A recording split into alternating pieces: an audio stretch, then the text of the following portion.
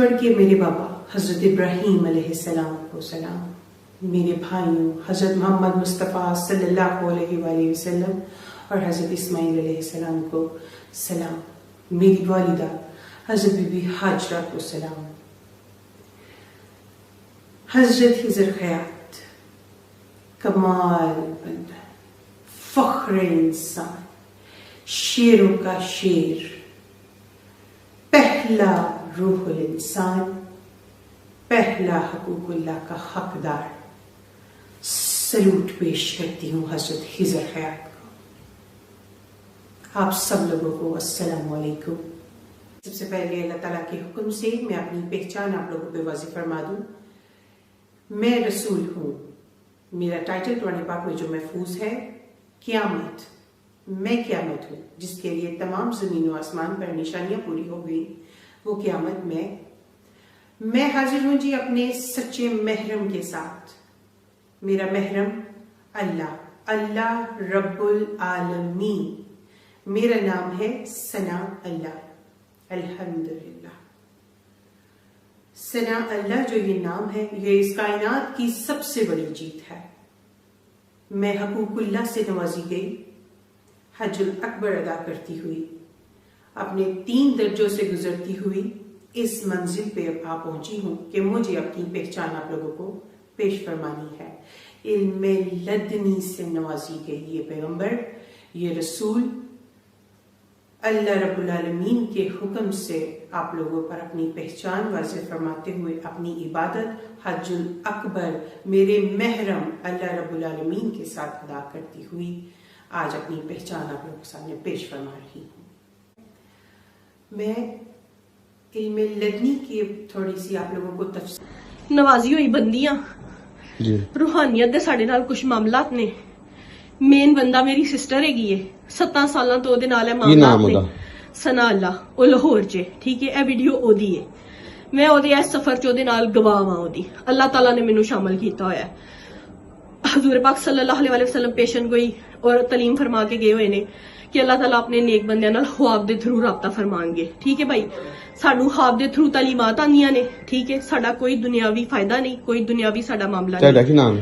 میرا ہی نہ ہے، ٹھیک ہے۔ سانو اللہ تعالیٰ نے اے میری نماز دی جگہ ہے، تسی پلیز ایتھے جُتی نہ رکھو، ٹھیک ہے۔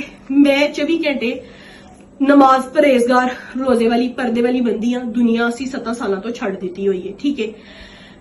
اور ساڈا بہت پکیزہ حساب کتاب ہے گا، ٹھیک ہے بھائی۔ میں کدھر نہیں جاندی، نہ میرے گھر کوئی آ سکتا وے۔ ایسی جو بیان دتا ہوئے میری سسٹر نے اس رب دے حکم دے نال جاری کیتا وے، اسی کدھرے بھی پیچھے نہیں ہٹاں گے۔ جے ساڈی قسمت چ شہادت لکھی ہے میں خوشی خوشی قبول کراں گی، ٹھیک ہے۔ باقی بھائی اینا ساریاں دا حساب نہیں بندا، اینا کول دین دا علم نہیں، اینا نے ترجمہ نہیں پڑھیا۔ میں تانوں کہہ آج اگر کوئی ختم نبوت کی باطل تعویل کرتا ہے تو اس کے آگے آپ تدارک کر سکتے ہیں کہ بھی یہ آیات اور یہ احادیث کوئی آج تو دریافت نہیں ہوئی ہیں، پہلے سے موجود تھی، تو امت جھوٹے پیغمبروں کے ساتھ کیا کرتی آئی ہے۔ صحیح بخاری اور مسلم دونوں میں حدیث ہے کہ قیامت اس وقت تک قائم نہیں ہوگی جب تک کہ 30 جھوٹے دجال پیدا نہ ہو جائیں جو دعوے نبوت کریں۔ اور یہی حدیث ابو داؤد ترمذی میں ان الفاظ کے ساتھ ہے کہ قیامت اس وقت تک قائم نہیں ہوگی جب تک کہ 30 جھوٹے پیغمبر نہ پیدا ہو جائیں، ان میں سے ہر ایک یہ دعویٰ کرے گا کہ وہ اللہ کا پیغمبر ہے۔ اور پھر نبی الاسلام نے فرمایا انا خاتم النبیین لا نبی بعدی، میں خاتم النبیین ہوں، میرے بعد کوئی نبی نہیں ہے۔ تو یہ حدیثیں تو شروع سے چل رہی تھی، امت کا اجماعی عقیدہ چل رہا تھا۔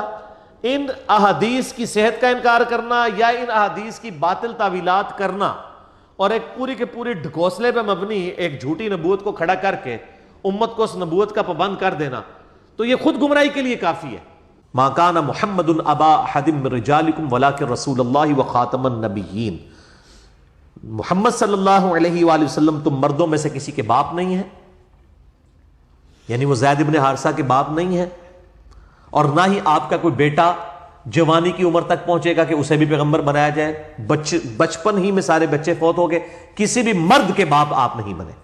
ولیکن رسول اللہ و خاتم النبیین، بلکہ آپ اللہ کے رسول ہیں اور نبوت کی مہر ہے آپ صلی اللہ علیہ وآلہ وسلم، اور مہر ڈاکومنٹ کے اینڈ پہ لگائی جاتی ہے، جس کے بعد ڈاکومنٹ میں کوئی چیز ایڈ کرنا جرم ہوتا ہے۔ سیل آف دی پروفٹ ہے آپ صلی اللہ علیہ وآلہ وسلم، جیسے مہر لگا کے ڈاکومنٹ کو ختم کر دیا جاتا ہے، اس طریقے سے آپ صلی اللہ علیہ وآلہ وسلم مہر نبوت ہے۔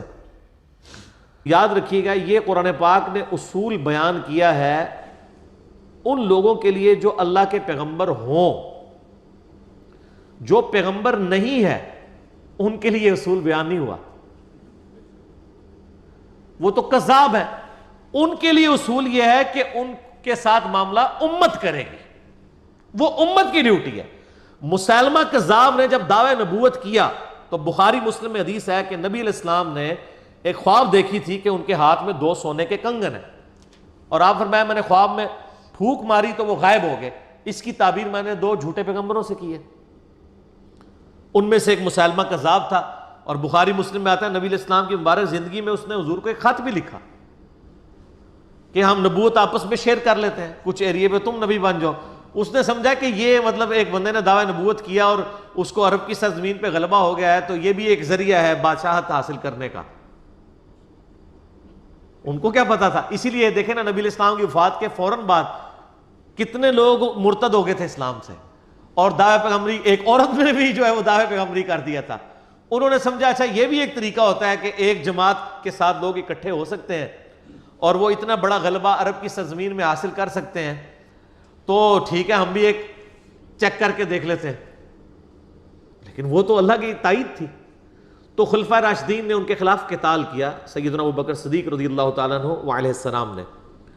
تو سیدنا ابوبکر کو کسی نے قرآن کی آیت پڑھ کے نہیں سنائی ہے، یہ تو قرآن میں لکھا ہے جو جھوٹا پیغمبر ہوگا تو اللہ تعالیٰ خود ہی اس کو تباہ و برباد کر دے گا۔